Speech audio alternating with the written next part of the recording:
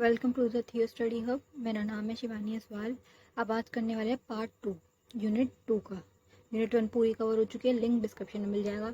Subject आपका चल रहा है सेक्ट का योर लॉ योर राइट, ठीक है। बीए प्रोग्राम वाले बच्चों के लिए और ऑनर्स वाले बच्चों का सेमेस्टर 5 और 3 में जो सब्जेक्ट है आपराधिक न्याय प्रशासन से संबंधित कानून, ठीक। सिलेबस देख लीजिए, ये चल रहा है हमारा टॉपिक अभी यूनिट 2। ये देखिए, ये सब इसके सब टॉपिक्स हैं। ये वाला पूरा हो चुका है। अब ये वाला पार्ट 2.4 से 2.5 तक पूरा हो जाएगा। इस वाले पार्ट में बचा हुआ थर्ड पार्ट में करेंगे। ये मेरी इंस्टा की आईडी है और ये टेलीग्राम चैनल आईडी है, इसे ज़रूर ज्वाइन कर लीजिएगा। ये वाली पूरी पीपीटी आपको वहाँ मिल जाएगी, इंपॉर्टेंट क्वेश्चन वगैरह मिल जाएंगे। और किसी को कोई भी डाउट हो, कोई भी क्वेरी हो इस सब्जेक्ट से रिलेटेड, तो आप मुझे मैसेज कर सकते हैं, डीएम कर देना। और आपके सारे सब्जेक्ट जितने मैंने आपको पढ़ा दिए उन सब का लिंक आपको यहाँ पे मिल जाएंगे। स्टार्ट करेंगे। पहला टॉपिक हमारा आ रहा है एफआईआर के। एफआईआर क्या होती है, कौन कराता है इसको, और इससे हमें कैसे बच सकते हैं, ये सारी चीज़ें इसमें आएंगी। अब स्टार्ट करेंगे। सबसे पहले क्या है कि एफआईआर की फुल फॉर्म देख लो पहले तो। फर्स्ट इन्फॉर्मेशन रिपोर्ट के, जो सबसे पहले पता चली हो आपको, ठीक है। जब भी पुलिस के पास कोई व्यक्ति कंप्लेंट करता है तो पुलिस द्वारा आधिकारिक रूप से एक एफआईआर दर्ज की जाती है। कुछ भी किसी के साथ हुआ, फिर वो बंदा अपनी कंप्लेंट जो लिखवाने गया उसको एफआईआर कराने, जिसका आधिकारिक रिकॉर्ड रखना होता है, लिख के रखना होता है कि कितनी कंप्लेंट्स है, क्या क्या है, ठीक है। इसमें कंप्लेंट करने वाले व्यक्ति, आरोपी और अपराध से जुड़ी जानकारी शामिल होती है। जो वो बंदा करवा रहा है वो किसके खिलाफ करा रहा है वो, और क्या हुआ, पूरी डिटेल्स वगैरह के कब हुआ, कहाँ हुआ, फ़ोन नंबर वगैरह सब। एफआईआर दर्ज करने के बाद ही पुलिस आगे की जांच करती है, ठीक है। खुद अपनी मर्जी से नहीं करेगी, पहले एफआईआर दर्ज होनी चाहिए। किसी घटना, दुर्घटना अथवा अपराध घटना की प्राथमिक सूचना को ही एफआईआर कहा जाता है। कुछ भी जो भी हुआ है, कुछ भी घटना हुई है, दुर्घटना हुई है, कोई एक्सीडेंट वगैरह हुआ, उसकी जो प्राथमिक सूचना है ना, जो उसकी इन्फॉर्मेशन है, उसको क्या कहा जा रहा है, एफआईआर। बिल्कुल बेसिक है बेटा, इसमें कुछ खास नहीं है। पुलिस स्टेशन में घटना का ब्यौरा के क्या हुआ, कैसे हुआ, ब्यौरा लिखित रूप से दर्ज किया जाता। जो भी वो बंदा बोलेगा उसको लिख के रखा जाएगा, ठीक है। जिसकी कॉपी शिकायतकर्ता को दी जाएगी, एक कॉपी उसको भी दी जाएगी, ठीक है। कि कल को ये ना वो बोले कि मैंने तो कुछ और बोला था, तुमने इसको चेंज कर दिया, है ना। कल को बोल सकता है कि तुमने चेंज कर दिया, इसमें बदलाव हुआ है, तो इसलिए सेम उसको भी दी जाएगी विद सिग्नेचर कि भाई देख ले, हमने कुछ वो नहीं करा, पढ़ ले उसको एक बार और वो कर ले। एफआईआर की यह कॉपी बहुत महत्वपूर्ण दस्तावेज है, ठीक है, ये एक इम्पॉर्टेंट है। एफआईआर दर्ज कराने के बाद ही पुलिस आगे की कार्रवाई शुरू करती है, ठीक है।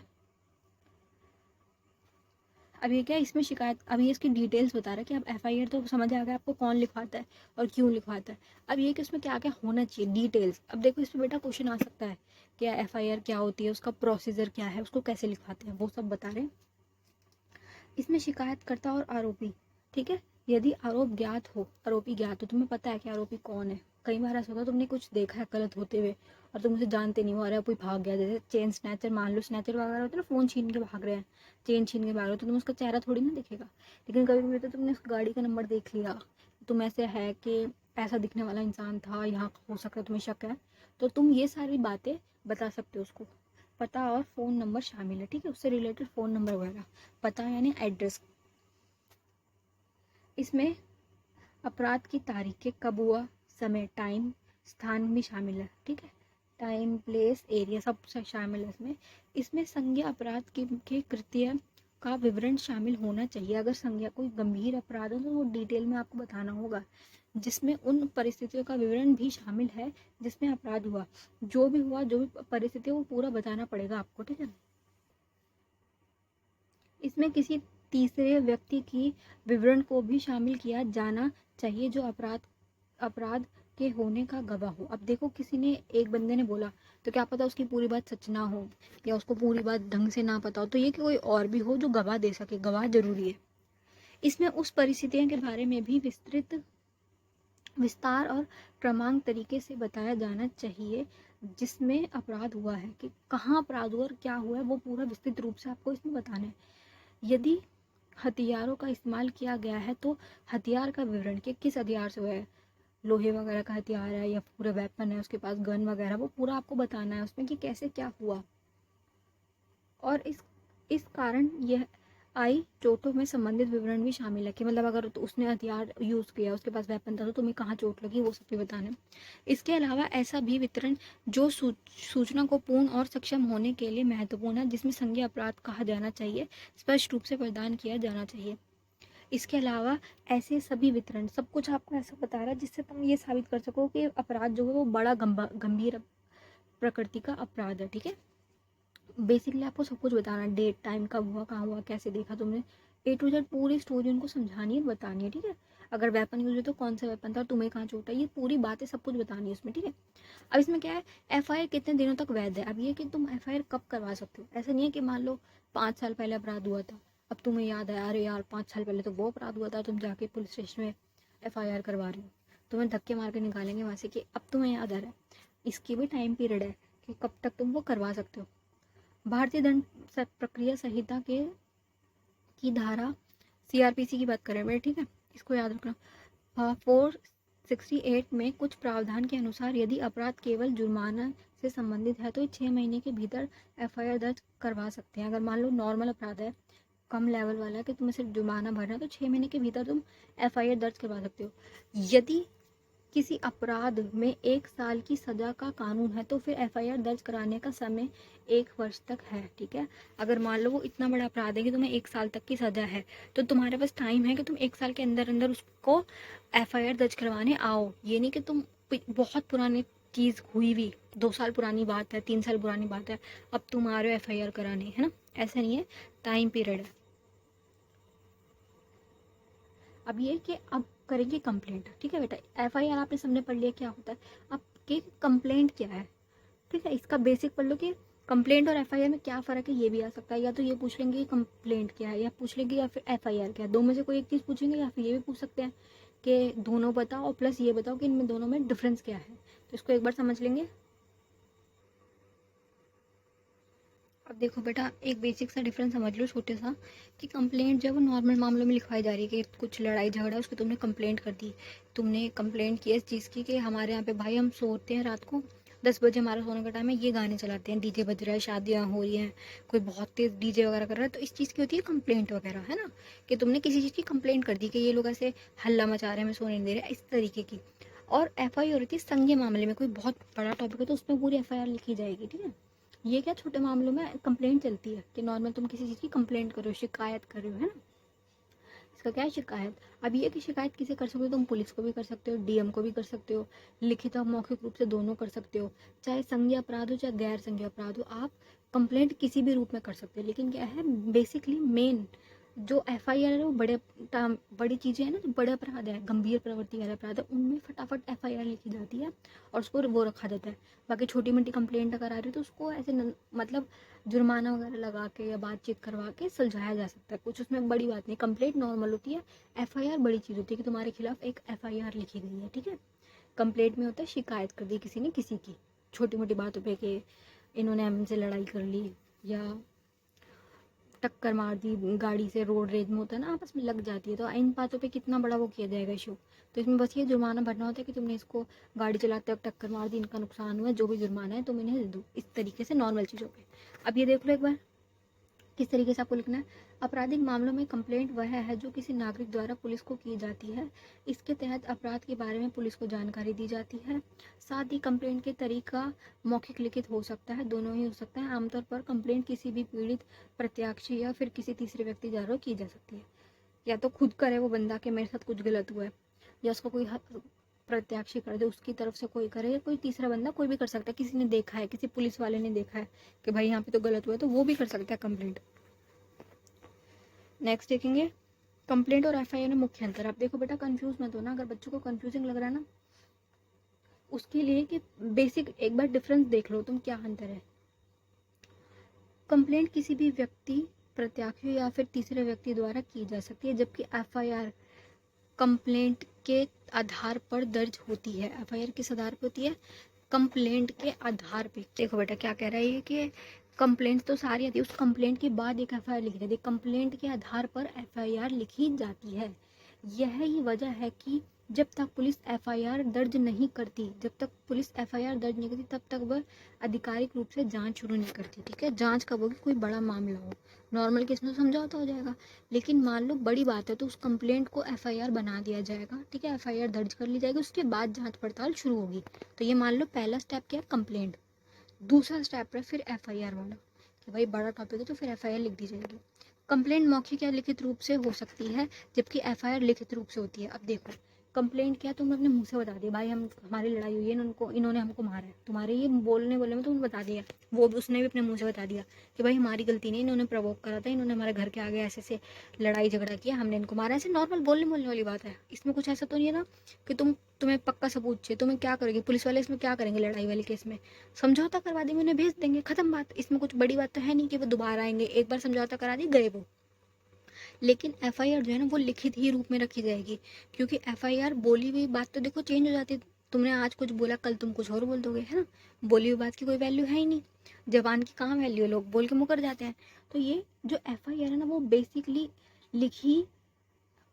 लिखित रूप में ही रखी जाएगी। ठीक है, एफआईआर जो है लिखित रूप में ही रखी जाएगी, जबकि लिखित रूप में रखी जाएगी आधिकारिक दस्तावेज होता है। ठीक है, ये एक आधिकारिक दस्तावेज होता है। इसको स्टेशन हाउस ऑफिस जो होता है ना, हर स्टेशन में एक रजिस्टर होता है जिसका नाम जिसको क्या कहा जाता है?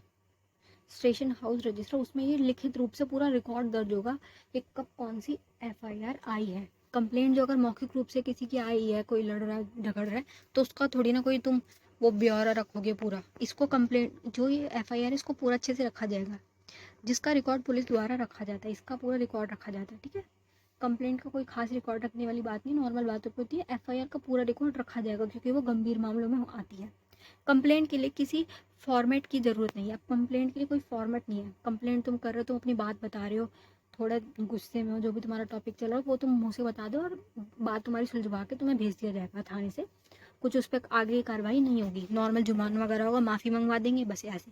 लेकिन जो एफआईआर है ना, ये इसके लिए पूरा एक फॉर्म है कि तुम्हें क्या क्या बताना, पूरी डेट तारीख, कहाँ हुआ, कैसे हुआ, सब कुछ बताना है। और एक बार जो एफआईआर लिख गई वो लिख गई, उसमें चेंजेस नहीं किए जा सकते कि तुम उसे चेंज कर दोगे। लिखने के बाद सिग्नेचर होंगे पुलिस वाले के और जिसने लिखा है उसके सिग्नेचर होंगे, कि कल को ये बंदा मुकर ना जाए कि भाई मैंने तो ऐसा कुछ कहा नहीं।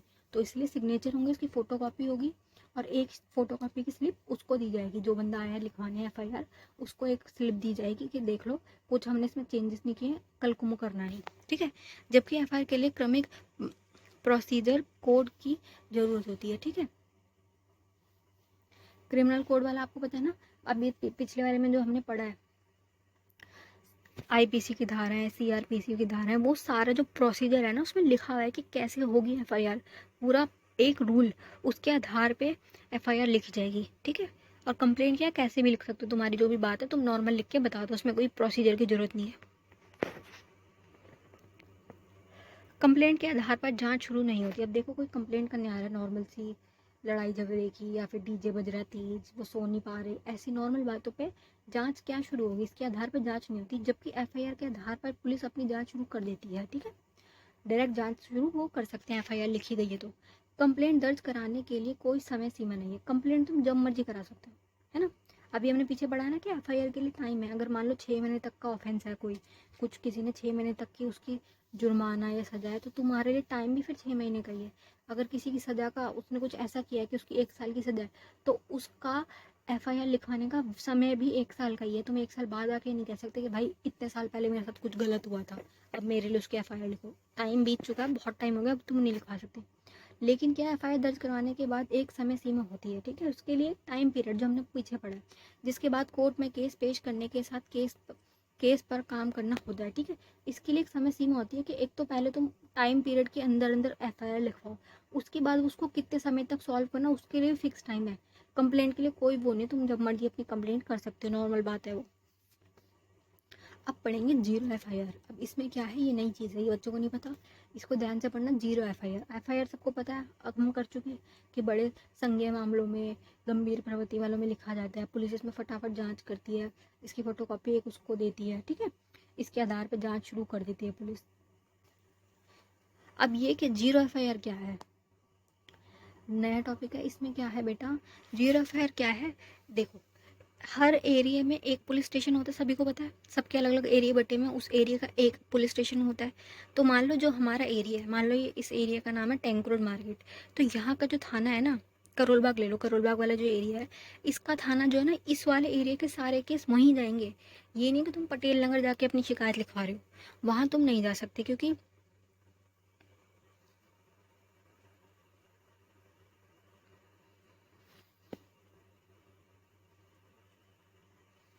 देखो बेटा क्या है इसमें कि जीरो एफआईआर क्या है, देखो समझो, एरिया होते हैं हमारा, इस एरिया में घर, हमारा उस एरिया में घर, एरिया डिवाइड हुआ है में, ठीक है। अब क्या कह रहे हैं ये कि हर एरिया का एक पुलिस स्टेशन है, उस एरिया के जितने लोग आते हैं ना, वो उस पुलिस स्टेशन वाले ही,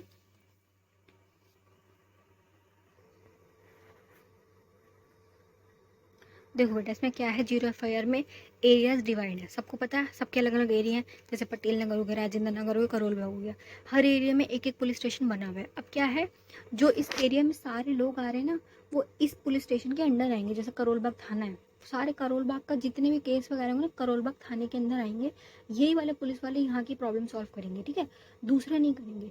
पर अब ये क्या, मान लो किसी पटेल नगर के बंदे ने यहाँ पे कुछ क्राइम होते हुए देखा है, तो अब वो क्या करेगा, वो यहाँ के पुलिस स्टेशन में लिखवाएगा या अपने में लिखवाएगा, ये उसको वो है कि मैं अब क्या करूँ। तो ये इसमें ये है प्रावधान कि जीरो एफआईआर में ना आप ना कहीं पे भी कंप्लेंट कर सकते हो। ऐसा कुछ नहीं है कि तुम इस वाले थाने में उस एरिया की कंप्लेंट नहीं कर सकते। मान लो तुमने कहीं दूर, कहीं बहुत दूर अपराध होते हुए देखा है, तुम कहीं गए हुए थे, उस एरिया में तुमने अपराध देख लिया, उसके बाद अब तुम क्या वहाँ जाओगे वापस कंप्लेंट करने, क्योंकि रूल तो यही है ना कि एक एरिया के लोग उस थाने के अंदर आएंगे और वहीं के पुलिस वाले उस एरिया की सॉल्व करेंगे प्रॉब्लम। पर तुम क्या करोगे अपने एरिया में, जो आपका एरिया है ना, वहाँ पे कंप्लेंट कर दो, उसको क्या कहा जाएगा, जीरो एफआईआर, जो आप कहीं पे भी कर सकते हो। बट क्या होगा, वो वाले पुलिस वाले खुद नहीं करेंगे उस पर कुछ काम, वो उसको ट्रांसफ़र कर देंगे। सारे पुलिस स्टेशन आपस में लिंक्ड होते हैं। तुमने मान लो करोल बाग के तुमने कोई क्राइम देखा, यहाँ पे कुछ हो रहा था, तुम्हारा घर बहुत दूर है, बिल्कुल दूर ले जाओ, बिल्कुल नोएडा वाले एरिया में ले जाओ, तुम क्या करोगे, वहाँ पे पुलिस स्टेशन में कंप्लेंट करोगे कि मैंने अपराध होते हुए देखा है, ये पूरा वो, तो तुम ब्यौरा दोगे, कंप्लेंट कर दोगे अपनी, और एरिया बता दोगे कि करोल बाग का सीन है ये। वो क्या करेंगे, वो वाले थाने वाले यहाँ पे उसको सेंड कर देंगे, जो एफआईआर है उसको भेज दिया जाएंगे, वो कुछ नहीं करेंगे खुद, वो उसको ट्रांसफ़र कर देंगे, ठीक है। अब इसमें क्या है, काम तो वही करेंगे, क्योंकि ये जो रूल है कि एक एरिया के जो पुलिस स्टेशन है उसी एरिया वाले वो काम करेंगे, काम वही करेंगे, बस ट्रांसफ़र हो जाएगी, ठीक है। यही है जीरो एफआईआर।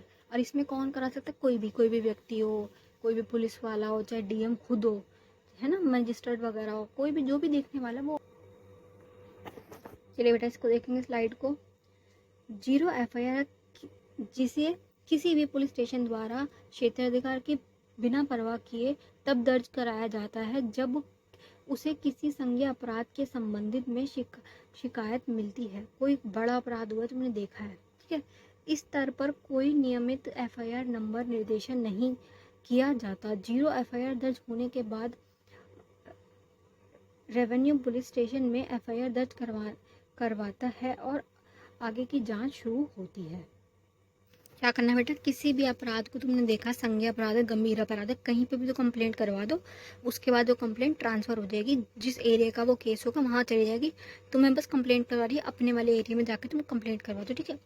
इसमें पीड़ित व्यक्ति या उसके व्यक्ति का कोई जानकार या रिश्तेदार या कोई चश्मदीद गवाह के जिसने देखा है, उसका कोई इससे संबंध नहीं है, लेकिन उसने देखा है हाँ भाई गलत हो रहा है, तो एफआईआर दर्ज करवा सकता है। वो अपनी एफआईआर दर्ज करा सकता है किसी भी क्षेत्र में जाके, किसी भी क्षेत्र के थाने में जाके। इसे ही जीरो एफआईआर कहा जाता है। जीरो एफआईआर के आधार पर पुलिस अपनी कार्रवाई या जांच शुरू कर देती है, ठीक है। बाद में वह केस में संबंधित क्षेत्र के थाने में ट्रांसफर कर दी जाती है। कोई भी बंदा जिसने कुछ देखा, उसका रिश्तेदार हो चाहे वो व्यक्ति, वो अपनी एफआईआर किसी भी स्टेशन में करवा देगा, वो वाले स्टेशन वाले अगले स्टेशन में ट्रांसफ़र कर देंगे, बस ये है, इससे ज़्यादा कुछ नहीं है, ट्रांसफ़र कर दी जाएगी। जीरो एफआईआर कहीं भी लिखवाई जा सकती है। चलिए, थैंक्स फॉर वॉचिंग बेटा, अगले पार्ट में बाकी के टॉपिक्स करेंगे। Best of luck for your exam.